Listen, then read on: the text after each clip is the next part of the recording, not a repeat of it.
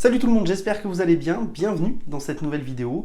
Vidéo aujourd'hui relativement chill, relativement cool, sans trop de montage, sans trop de prise de tête, pour vous parler d'un titre qui sort aujourd'hui même en librairie.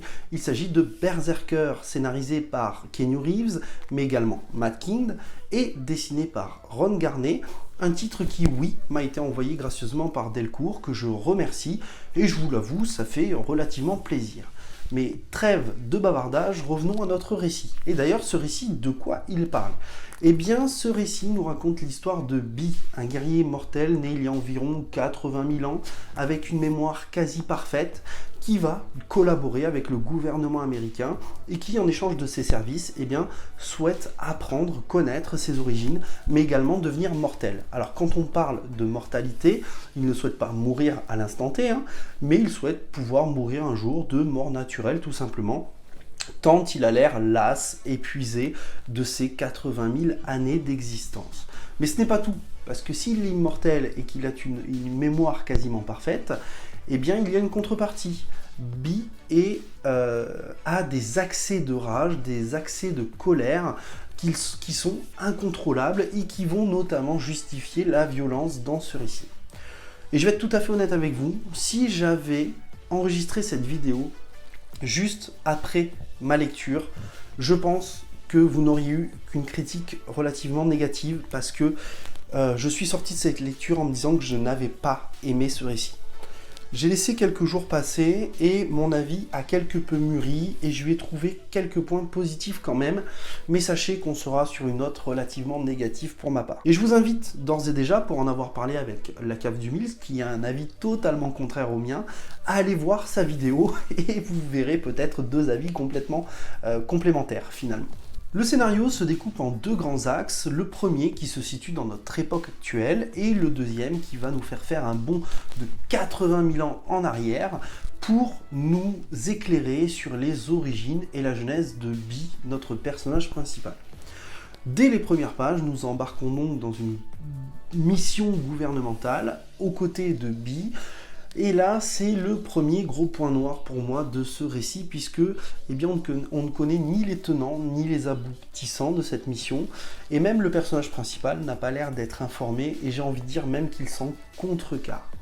Et là, c'est un déchaînement de violence qui, même si elle est justifiée finalement par les excès de colère incontrôlables de Bi, eh bien, dessert totalement le récit. Là où ça commence à devenir intéressant, c'est que suite à cette mission, il y a une rencontre qui a l'air quasiment obligatoire avec une scientifique qui va tenter de faire remonter les souvenirs de jeunesse, d'enfance, de Bi. Et là, j'ai trouvé que c'était vraiment intéressant parce que nous allons en apprendre beaucoup plus. Et si, dans les premières pages, nous voyons un Bi qui est relativement froid, relativement violent, on va découvrir le personnage sous un autre jour. Et j'ai presque, je dis bien presque, réussi à créer un lien émotionnel, à avoir un peu d'attachement pour ce personnage qui finalement doute, se remet en question, se pose des questions sur sa vie, sur ses origines, sur qui sont ses parents.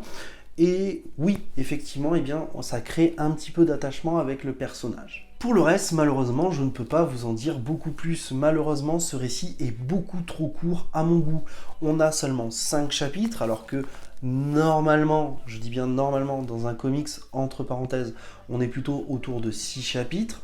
C'est un peu vide, avec un scénario aussi fin que du papier à cigarette, cousu de fil blanc, avec des dialogues qui ne volent pas très haut, où l'action est très prévisible, et j'ai l'impression finalement que le nom de Keanu Reeves et cette violence mise en avant ne sont que des arguments marketing malgré tout.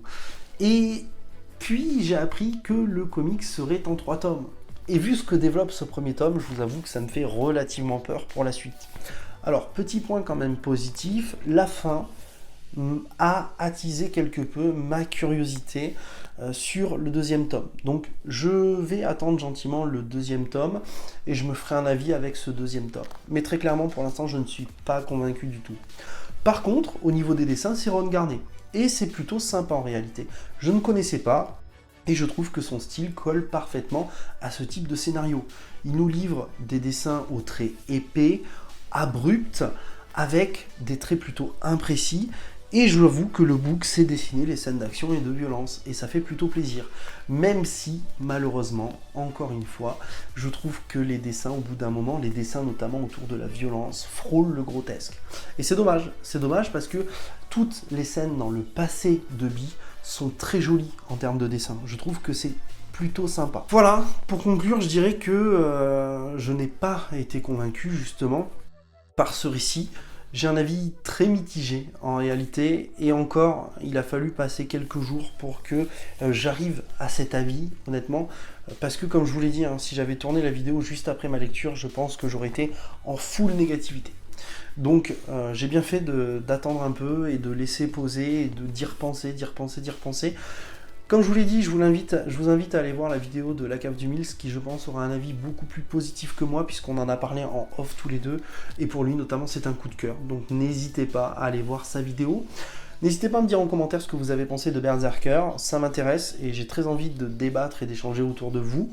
Si cette vidéo vous a plu, n'hésitez pas à la liker, à la partager, à vous abonner et bien évidemment à activer la cloche. Ça m'aide et ça me fait plaisir. Merci à vous pour votre soutien et je vous dis à samedi pour une nouvelle vidéo.